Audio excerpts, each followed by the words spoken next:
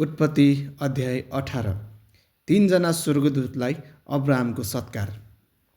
दिउँसोको गर्मीमा मर्मीका फ्लाटका रुखहरूनेरको आफ्नो पालको ढोकामा अब्राहम बसिरहँदा परमप्रभु तिनी कहाँ देखा पर्नुभयो।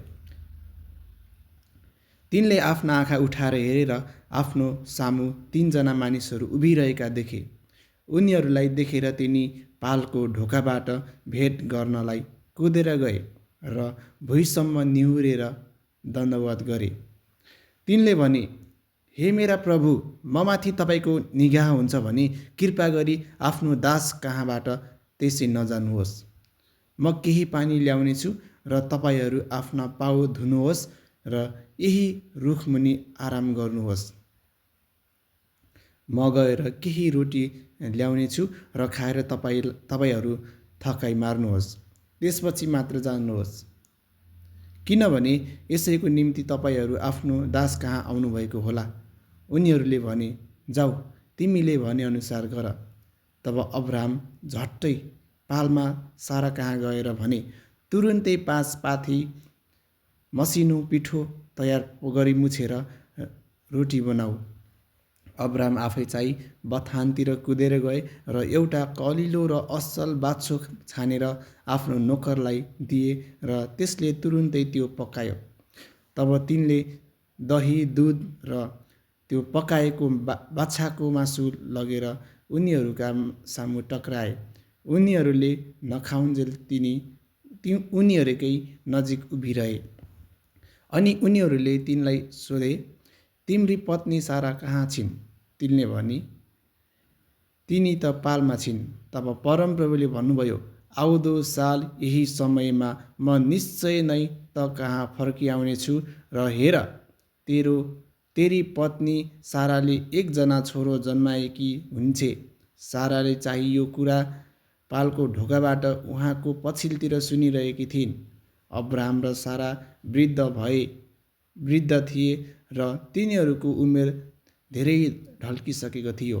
साराको रजस्वला पनि बन्द भइसकेको थियो। यसकारण सारा मनमा नै यसो भन्दै हाँसिन्, म वृद्ध भइसकेकी छु र मेरा पति पनि वृद्ध भइसक्नु भएको छ, र के मलाई यो सुख हुन्छ र?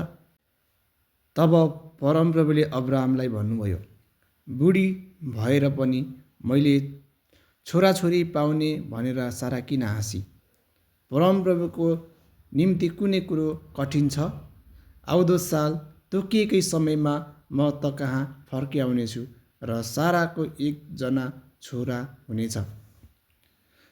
तर साराले यसो भन्दै इन्कार गरिन्। म हाँस्दै हाँसिनँ, किनभने तिनी डराइन्। तर उहाँले भन्नुभयो, त हाँसेकै होस्। सदमको निम्ति अब्राहमको अन्तर्विन्ती।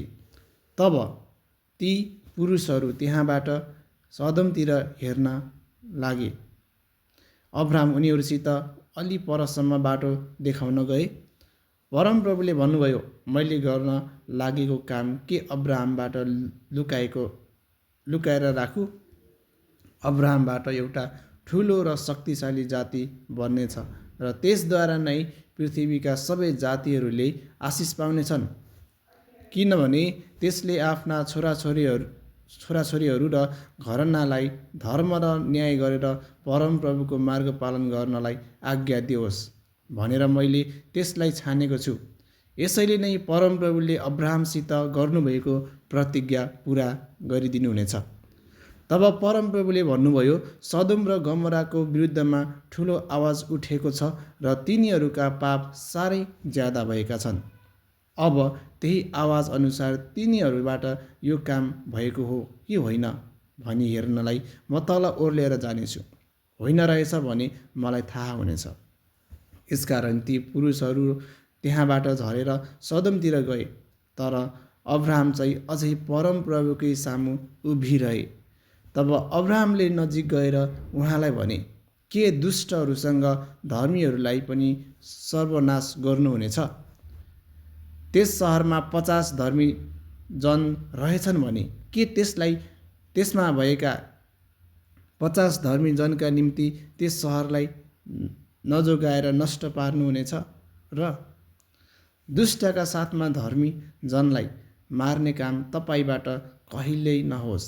धर्मीको दशा पनि दुष्टको जस्तै हुनु त तपाईँबाट पर रहोस्। सारा पृथ्वीका न्यायकर्ताले उचित न्याय गर्नुहुन्न र? परमप्रभुले भन्नुभयो, सदम सहरभित्र 50 धर्मी जन पाए भने म तिनीहरूका खातिर जम्मैलाई छोडिदिनेछु। अब्राहमले भने, हेर्नुहोस्, म केवल माटो र खरानी मात्र भएर पनि परमप्रभुसँग कुरा गर्न आँट गरेको छु। 5 कम 50 जना धर्मी जन त्यहाँ रहेछन् भने केवल 5 मात्र घटी भएकामा सारा सहरै तपाईँ नाश गर्नुहुन्छ। उहाँले भन्नुभयो, त्यहाँ 45 पाए भने म त्यो नाश गर्ने छैन। फेरि तिनले भने, त्यहाँ 40 रहेछन् भने? उहाँले भन्नुभयो, 40 जनाका खातिर पनि म त्यसो गर्ने छैन। तब तिनले भने, परमप्रभुलाई रिसानी नभई म अझै बोल्नेछु। यदि त्यहाँ 30 जना पाइए भने? उहाँले भन्नुभयो, त्यहाँ 30 पाए भने पनि म त्यसो गर्ने छैन। तिनले भने, हेर्नुहोस्, परमप्रभुसँग मैले कुरा गर्ने आँट गरिरहेछु। 20 जना पाइए भने? उहाँले भन्नुभयो, 20 जनाका खातिर पनि म नाश गर्ने छैन। अनि तिनले भने, परमप्रभु रिसानी नहोस्, अब एकपल्ट मात्र बोल्नेछु। यदि त्यहाँ 10 जना पाइए भने? उहाँले भन्नुभयो, 10 जनाका खातिरमा पनि म त्यो नाश गर्ने छैन।